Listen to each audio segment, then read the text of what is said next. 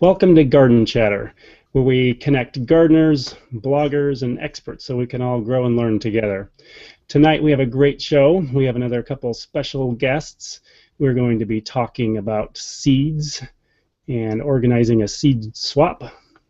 So I'm super excited to have my co-host Bren Haas introduce our guests.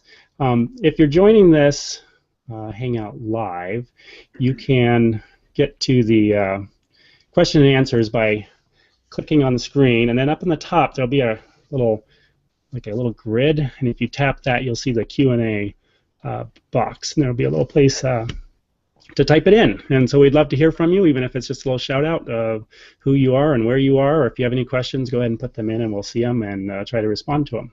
Well, Bren, how are you doing tonight?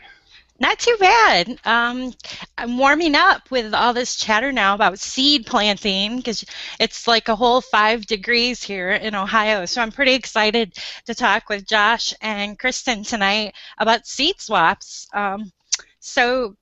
Kristen, you can follow her at thatbloominggardens.wordpress.com, and then we all know her from Twitter at Delta's Garden. And Josh you can follow Josh on Twitter at JOKIR74, and Josh is the seed guy. He actually works for Pan America Seed Company. So we've got a great lineup tonight. How about I'm going to ask Kristen. Okay, I know you're Canadian. Can you share what hardiness zone you are in? Do you kind of follow that there as well, or? Okay, yes, we do follow hardiness zones. I'm actually a zone 8 here because we've got lots of warm weather coming off the ocean. I'm so closely located to the Pacific Ocean that our winters are really mild here and our summers are cool. So it's only about 45 degrees here Fahrenheit right now. It's a great mild winter, a warm winter for us. Very cool. Yeah, it's lovely living here. Yeah. And I've already planted seeds. Wow. Well, you've got a beautiful greenhouse. I've seen it on Twitter. Now, Josh, I know you're freezing. You're in the Windy City. Much different than Zone 8. I used to live in Oregon, so I used to be a Zone 8er, but now I'm a Zone 5B, I believe. Live in Chicago. And it is a lot warmer here. It's currently 17 degrees instead of the 5 degrees that you're having to deal with. So I feel, a little bit bad for you in a way, but at the same time, it's also very, very windy here. So, we have that whole issue to deal with as well. Sure. Yeah, and I'm not planting seeds right now. No. Well, you could do some sprouts or something, right? Oh, for sure. Yeah, absolutely. And certainly a heated greenhouse, you could do that. But I am, as far as where I live, I'm on the 5th floor of a mid-rise building, so it's a little too early to be starting seeds to put out on the balcony yet. Totally. So let's see, how about when we get going with organizing a seed swap, I was wondering, Kristen, could you just tell a little bit about some of what you've been up to with seed swaps? I know also that look like you've been working with kids in classrooms. Is that right? Yes, that's right. I actually teach a grade 3 class how to grow food, and all the food that they grow in our community garden is actually donated back to the local food banks and other charities. So that's been really rewarding, and kids love to get their hands in the dirt. As a matter of fact, they'll dig more than the soil, than they'd rather just dig than anything else. But anyway, but it's been busy because I'm busy organizing our local CD Saturday, which is held. There's many of them all across Canada, and I think across North America, there's quite a few seed swaps that are happening. And so ours is next month. So I'm getting seeds ready for trading. Very cool. Yeah, it's fun to do. It's fun. It's fun to share the passion. Yeah. I was wondering. Oh, go ahead. No, you go ahead. What were you going to ask? I was just wondering if you could kind of walk us through, like, what do you do to prepare for a seed swap, or what does it kind of look like when you have it set up? And well, what we do is I organize an event, and when we you have to have seeds ready. I usually try to take some of my seeds that I've collected from my garden or from the community garden, and I package them up. And I usually use, and I'm hopefully that you can see these little, I use little paper coin envelopes. So I don't know, for most people who've gone out there and purchased seed, if you've ever gone to buy onion seeds, sometimes they come in a package of 1,000 seeds. And I don't know, it would take me forever to grow 1,000 onion seeds, probably several years, so I may not need that whole package. So what I will do is sort of repackage seeds that maybe I won't use the whole package, maybe I didn't like it. So I'll use little coin envelopes, and there have to be marked, of course, of what type of plant your seeds are, and whether they're open pollinated, whether they're hybrids, because there's a huge difference. So right now I'm in the middle of packaging my own seeds to get that seed swap sort of off and going, and we actually have people, we have rules. People are allowed to bring in their seeds, but they have to be packaged and labeled, because there's nothing worse than a huge kilogram of seeds that you don't even know what they are, because nobody wants those. Sure. Yeah. That's awesome. I want to note, if anybody's watching us tonight and you're also on Twitter, you can ask questions, of course, up by the grid here on your screen. If you click that and go in the Q&A, just say hey that you're watching us tonight. Maybe ask a question for Kristen or Josh. And also, if you're on Twitter, feel free to ask a question and connect with us at #GardenChatter. Mouthful. Yeah, garden chatter. Chatter. Chatter. Yeah. So, Kristen, what about, or Josh, just quick, the difference between open pollinated and hybrid? Maybe you guys could just give a quick little rundown on that so we can make sure everyone knows. Sure. Josh, do you want to go ahead and discuss hybrids? Oh, sure. I'd be happy to. So essentially, in a nutshell, and this is a very non-scientific way of describing things, but an open-pollinated variety, and let's talk about vegetables right now, an open-pollinated vegetable variety is something that you could grow, that you would then let flower and go to seed, and then assuming that you're not cross-pollinating it with another nearby different variety, if you were to save the seed of that open-pollinated variety, grew it again the following season, then what would happen is that you would get the same exact variety. On the other hand, a hybrid is where two different parents are taken. So I take parent A and parent B, I cross-pollinate them to create a hybrid. If I were to then harvest that seed from the fruit of the plants that I was hybridizing or cross-pollinating, the following season, when I grew those, it would be the offspring, which is the hybrid. If I were to save those seeds, so I'm growing the hybrid second year after I cross-pollinated everything, if I were to save those seeds, then essentially what would happen is it would probably, and replanted them, it would probably revert back to one of the parents or just be something completely different, but it wouldn't be necessarily the same variety that I planted the year before. Hopefully I didn't confuse things too much. But the reason why, so say for example, I have a tomato plant that is really good tasting, but it's not very disease resistant. And so it succumbs to disease very quickly. So then what I would do is take that really good tasting tomato plant and cross-pollinate it with a disease-resistant tomato plant in hopes of getting a disease-resistant, good-tasting tomato.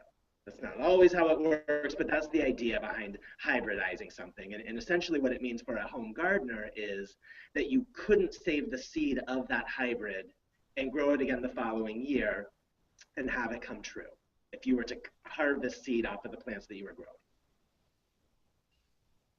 Very cool. It's not confusing. That made sense. And it, I mean, you know, hybrids occur naturally all the time. It doesn't involve any, I'm not talking about genetic modification or anything like that. It's essentially taking the pollen from plant A, crossing it with the pollen from plant B, and seeing what you get. I've kind of heard chatter about that, like on Twitter, of course. I don't experiment like that or anything. I just get the seeds and grow them. And but I wonder what you were saying, how you could take two different ones.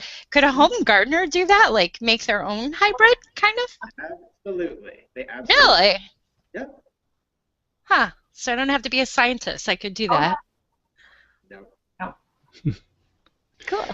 I usually get There's a lot the of really good resources out there that tell you the how-tos behind it, depending on the type of vegetable, at least, and I'm focusing on vegetables, but depending on the type of vegetable, there's a little more know-how, there's a little more isolation issues that are necessary, but yeah, it's certainly possible.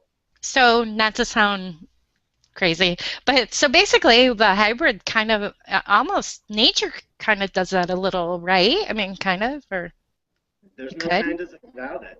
It absolutely does it. Okay. A plant in nature is wind pollinated, Mm-hmm. and you have plant, one variety over here and another variety over here of the same species, and the pollen gets mixed with the wind, then what will happen with the seed that comes from that cross-pollination is a hybrid. Yeah. Very cool.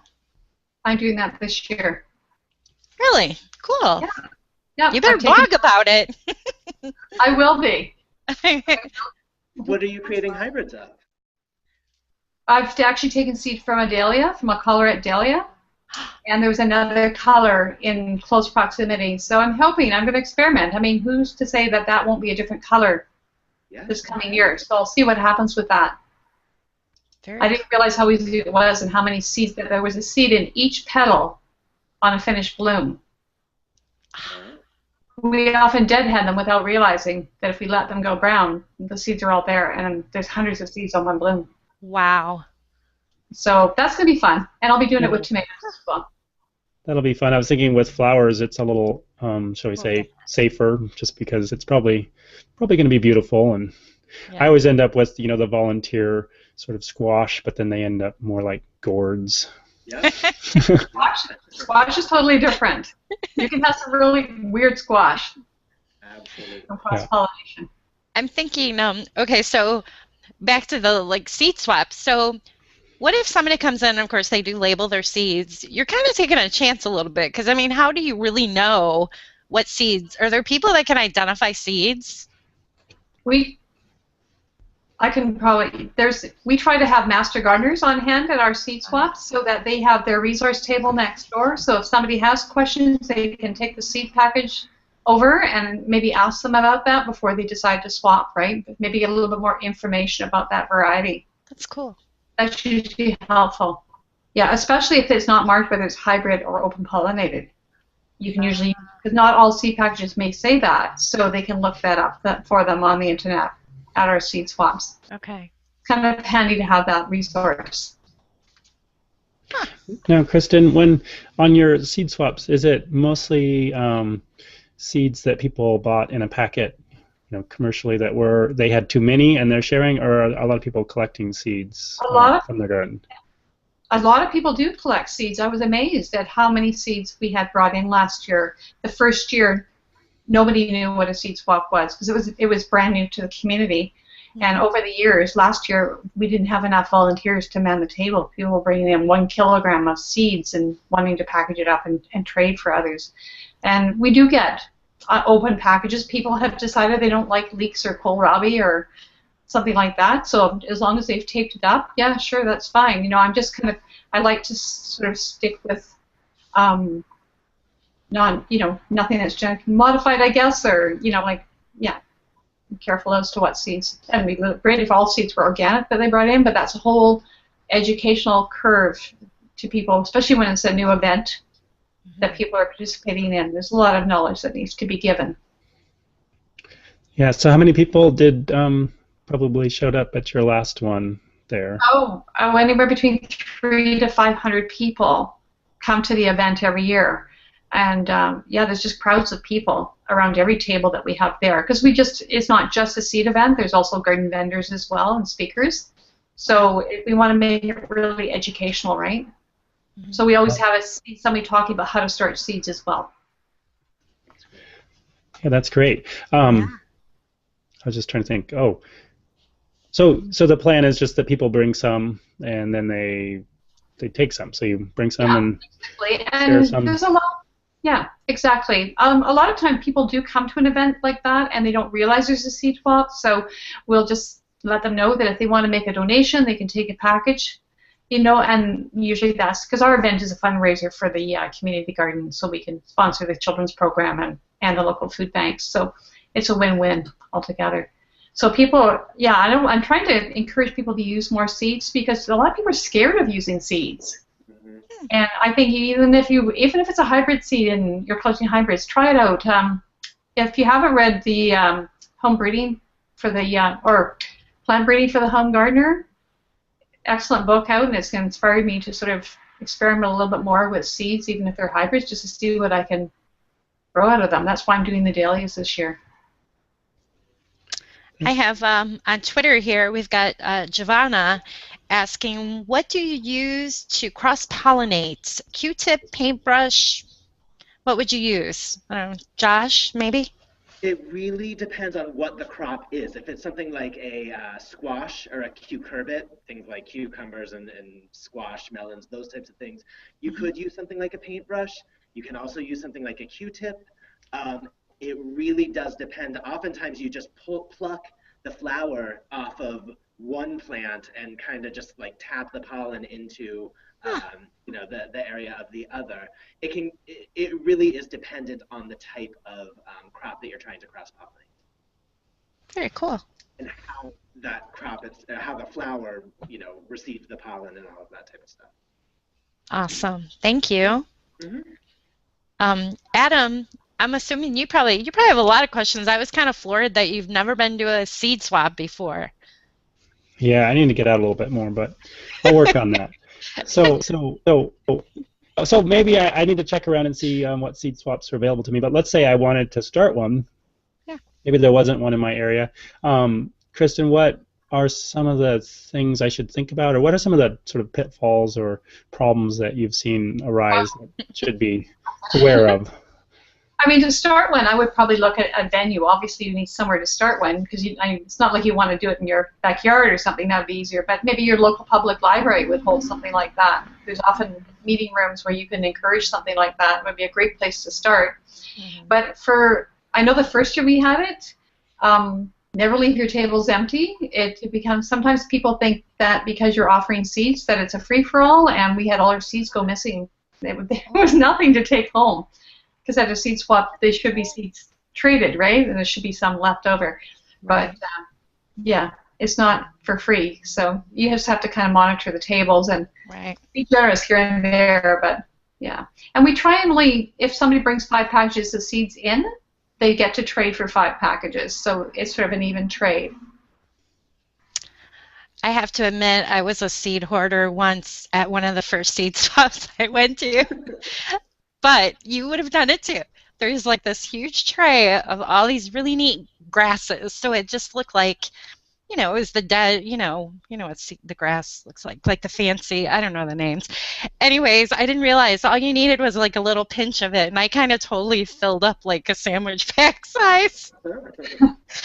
And the horticulture people got a little upset. But I had no idea. So, yeah, that was embarrassing. Barred from that seed swap from now until eternity. Ann Arbor. Can't go back now. They forgave me. That's hard. It's Yeah. But to your point, though, I mean, at least from my opinion, one of the great things that Kristen was touching on about seed swaps, not only do you get to talk to other people and get the opportunity to try different varieties that are maybe even different types of crops that you've never grown before, but it's all about learning, too. I mean, we have Garden Chatter and Garden Chat, and all of these are such wonderful opportunities to learn from one another. And by going to a seed swap, it's just an opportunity to do it in person and not only learn about the varieties that you're getting, but also the how-tos. And maybe you don't need 50 million seeds of that particular grass, but by going there and someone telling you, then it's a really good opportunity to learn while you're there as well. Awesome. Right. So I was wondering if Josh or Kristen wanted to share. I don't know, maybe Josh, he's kind of in the seed, in the know, shall we say? Are there any seeds that are there any seeds you guys are excited about for this next year that you're all jazzed up about? Oh, yeah, of course. First of all, before I talk about the things that I'm really jazzed up about, Kristen, you were mentioning someone might not like kohlrabi. Listen, they should be kicked out of a seed swap. Kohlrabi is my favorite vegetable in the entire world. And for those people that are listening, watching, whatever, if you've never grown kohlrabi, you definitely need to try it. But one of the, now back to, now that I'm off my soapbox, one of the things that I'm really excited about this year, the company that I work for a seed breeding company. So we create the varieties, and then we go and get the seed produced and make it available to garden catalogs, as well as the growers who sell to garden centers the varieties available. And we focus a lot on flowers, but my particular passion is in vegetables, and that's what I get to work with. And we're introducing a whole series of tomatoes this year called Heirloom Marriages. And it's kind of a really good example of what a hybrid is. Because essentially what we're doing, everyone grows heirloom tomatoes because they love the flavor, they love the shape, they love the colors. But if you've ever grown one, oftentimes they're not very productive. And so all we have done is taken 2 heirlooms as the parents to a hybrid to create a hybrid. And we're being completely transparent about who the parents are. So for example, we have a variety called Genuine that is a cross between Castelluto Genovese and Brandywine. They're 2 very famous, very well-known heirloom tomato varieties. And what you get is you get much earlier maturing. So this will mature like 10 days faster than Brandywine will, which for you 2 that are in the Northwest right now, getting tomatoes to mature in a timely fashion can be a challenge at times. But you're also getting much higher yield. So you're getting like a decent amount of fruit on these plants because it has that hybrid vigor. But you're also getting the same flavors, shapes, and colors that heirlooms are known for because both of the parents are heirlooms. That sounds fantastic. So where can we find these? So those would be available in all different types of garden catalogs, or as well as garden centers this coming spring. I know Territorial Seed Company out in Oregon is offering one of them. Park Seed, Jung's, Stokes in Canada. Those are just a couple of the places that are currently offering them. Very cool. I was wondering, are they naming them to something totally new, or are they kind of a combination of the? It's a combination. So we have Genuine, which is Castelluto Genovese with Brandywine. We have Perfect Flame, which is Perrone by Flamme. And then we have one called Big Brandy, which is a variety called Big Dwarf with Brandywine. So we're trying to incorporate the parent names in it, again, just because we're letting, there's also a trust that goes along with heirlooms, as there should be, because they've been passed down from generation to generation. And we're letting you know, okay, this tomato is just the pollen from Brandywine with the pollen from Castelluto Genovese, and that's how you do it. But to Brett and your point earlier, anyone in their backyard could do the same thing with a little bit of know-how. Very cool. Kristen, how about you? Are you got some things in mind for this coming year? Or? Well, I usually grow about 500 tomatoes every year, so I'm in the process of growing. So now I'm really interested in trying out that new tomato, so I'll pick up some seeds when I'm at the Northwest Flower and Garden Show. Hopefully I'll get them down there. That'd be great. So, yeah. That's awesome. But, it's interesting the stories that come by. I just have to, when we first started our seed swap, we had a woman come in with about a half-pound Ziploc bag full of Swedish brown bean seeds, and she wanted to know if we wanted them. And I had never grown them. And she said that she lived in Ladner, and she was a pioneer here in this community, and her family had been growing them here for 100 years. And they had grown them every year since, and she would like to pass them and share them with other people, right? And she didn't want any seeds in return. So it's those kind of stories, I think, that you see at seed swaps that make it all worthwhile and holding those kind of events. And you learn the stories behind the seeds. And I think that's really something that, is priceless, really. And makes it all, all the work that goes into putting an event like that together worthwhile. Right. Yeah. That's really cool. But I can't wait. Yeah, it is, isn't it? Did you grow any?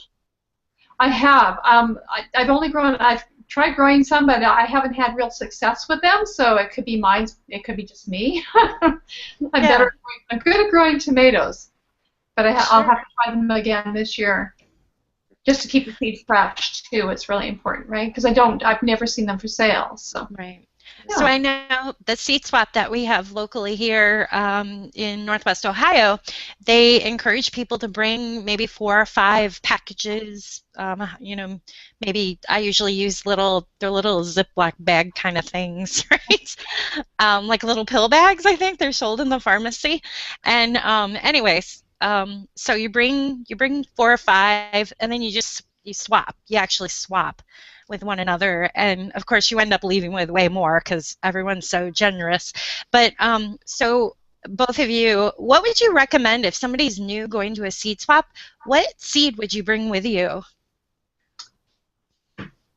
Just, I would recommend that they bring something, you know, that, yeah, maybe if they're new to it, I mean, they may not even have any seeds, right? Right. But even something more, just some of the basic seeds, some of your peas and early crops that they could start. Lettuce is a good one to start with because everybody likes lettuce and different kinds of peas and beans. They seem to be really popular as seed swaps. And poppies is another one if you're looking at flower seeds. Mm-hmm. Everybody loves poppies, so yeah. Lots of choice there. There's so much choice in seeds. That's the problem. They're kind of like clothes. You can never have too many. Right. Yeah. Good thing they're small and cheap, right? Exactly. You have way less room. How about you, Josh?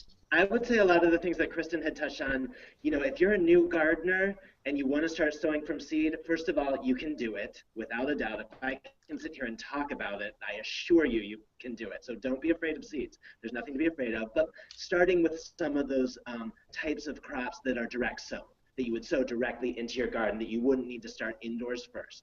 So peas, beans, squash, cucumbers, all of those types of things do really well. Of course, I'm focusing on vegetables again. Sunflower. Yeah. There we go. I threw a flower in there. Sunflowers are really good for direct sowing.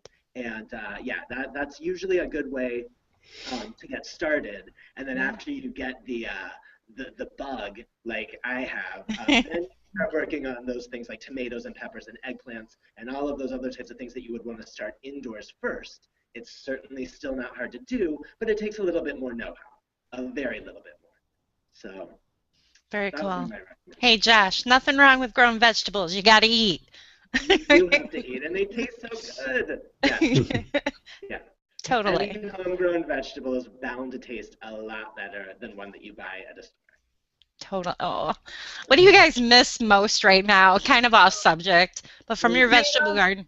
Tomatoes. Tomatoes. I did the same thing. Yep. Yep. The fresh tomatoes, basil, cucumbers. Basil. Oh, I have basil in the freezer. Oh man.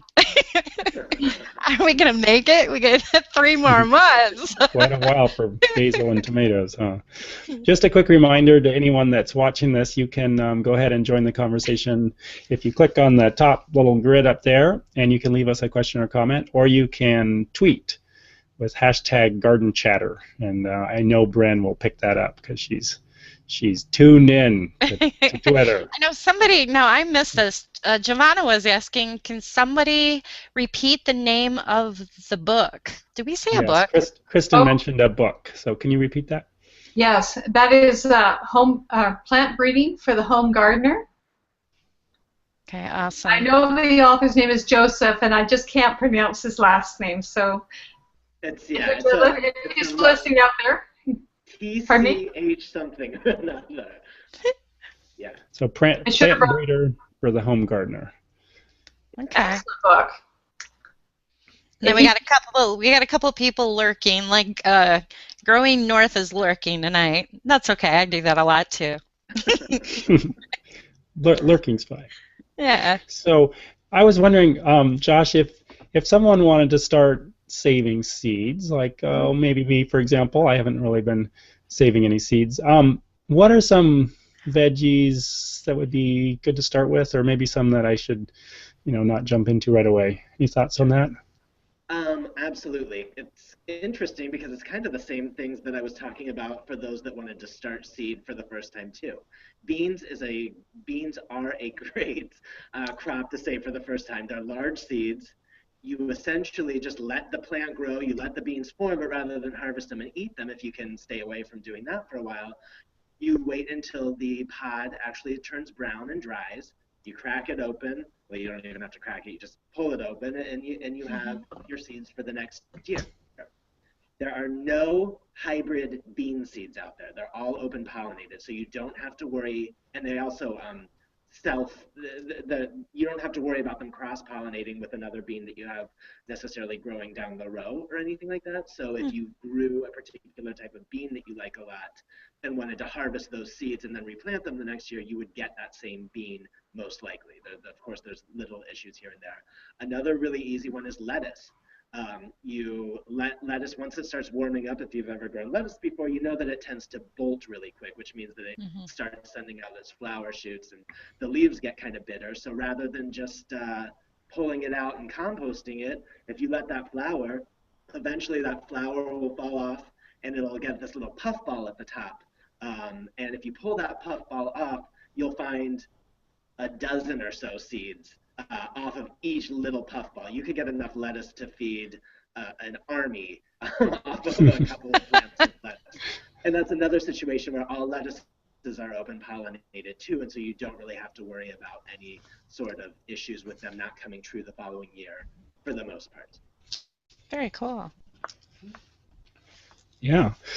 Well, does anyone have any last comments or questions, or we can kind of start to wrap it up?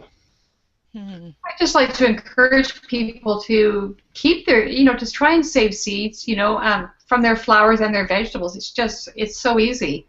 Walk around in the fall with an envelope and gather them and label them and store them in a nice cold, dry place and plant them again in the next season. It's so much, it's so nice. And, I mean, saving seeds saves money, right? Yeah. Yeah, absolutely. Yeah, totally. From my perspective, I mean, I work for a seed company. I make my I get to eat. However, I still agree with you 100%. Anyone that well, I don't want to say anyone, but most people that work in this industry do it because they're passionate about what they're doing. And my passion is to get people out there gardening and get people, more in particular, to growing food. And I know that in one of those packets of seeds that you buy, like you were saying, there could be 700 lettuce seeds in there. That's way too much lettuce for a standard home garden. Why not share them with someone else? Why not have the opportunity to grow things that you've never tried before? I used to hate Brussels sprouts until I grew them myself. They're delicious. So going out there and experimenting, realizing that you're going to make mistakes because we all do, but yeah, it's all the reason why you should have seed swaps and why you should share your seed and share your knowledge with other gardeners, because then I'll still continue to get to do what I like to do and make my living off of it, because it'll hopefully enthuse you to go out and buy seed later as well. Right. So Josh, just cover your ears for a minute. I know a big mistake if you're new to growing seeds I made, and every time I see a seed display, I'm getting like tons of them, and then you starting them and it's like too much and it can be kind of overwhelming. So I just kind of want to warn people, like, pace yourself. Right? Yeah. Or go to a seed swap. Look at the back of the packet and see how big that plant is going to get, and realize you might not have room for 500 of them. Yeah, been there. And just teaching people that that tiny seed grows one big head of cabbage. Yeah, people don't realize that. One seed is one plant, and it can be pretty big. Right. Yeah. So there was do it. Once they actually try it and do see that, then they're going to remember. And they're also going to feel really rewarded that they tended to that seed and the seedling and the plant and got to harvest that wonderful head of cabbage. True. Very fun. How exciting. Yeah. It is. And don't be afraid to start from seed. Right. That's the ending thought that I'd like to pass along to everyone. So if I've been trying to search out, of course, luckily in my area I'm close to the Toledo Botanical Garden, and the university up here even has different seed swaps and things like that. But I am finding on Facebook a lot of interesting things. There's a whole underground world we'll talk about some other time. but no, if you're trying to find a seed swap in your area, do you have any suggestions? Like how would you find where they are? No? Okay, I can give you a website actually. Oh. If you go to seeds.ca, it will list all the Seedy Saturdays happening across Canada for all of this year. So there's all sorts of seed events, and they're put on by Seeds of Diversity. So they're a great website. So it's easy to remember, seeds.ca. And I think in the United States I think there's a listing for the United States as well, but I'm not sure what that would be. I wonder when you're crossing over the border if they would ask you if you have seeds, because I'd like to go to the one. I bet there's one in Toronto, right? They do. Do they? Yeah. Be careful. I mean, it's not like you'll get incarcerated or anything, but it's oftentimes asked. And I've been to a few conferences before where they've interrogated me over at the Canadian border and stuff like that. So. I know the plants. The plants were funny a few years ago crossing over. You had to make sure that all the soil was off of the plant. It was kind of strange. Oh, no, I brought plants back across the border. To Canada. To Canada. You guys are a little nicer, I guess, right? Yeah, as long as you've got the paperwork. Yeah, I'm so gonna get stopped now. There's gonna be like a huge poster picture waiting for dinner. Our first seed swap, and now at the Canadian border. Anyways. Well, what do you think, Adam? You want to go to a seed swap? I do, actually. I'm going to have to look around. I imagine there's probably one nearby me, so I just need to go and check it out. And I'll try to include that book and the website and see if we can find any other directories for seed swaps and include them in a blog post about this Garden Chatter. Well, thank you so much, Josh and Kristen. It's been a pleasure to have you on and chat with you about seeds. So, it's been a pleasure to be here. Thank you so much for having me. Awesome. Yes, and I love being here because I'm just such a seedaholic. So if I can spread the passion, that's what I'm here for. Thanks again. Do you mind, can you share really quick if people want to follow you, maybe your Twitter handle or your website? You can follow me at Delta Gardener on Twitter, and my website is thatbloomingarden.wordpress.com. Awesome. Yeah, follow me over on Twitter though. We like to tweet all about gardening, so you'll see me there. And Josh, where can we find you? My Twitter handle is JOKIR74, and I don't have a website right now. And my company one, it's just because we're a seed breeding company, we don't sell directly to the public. It wouldn't really be.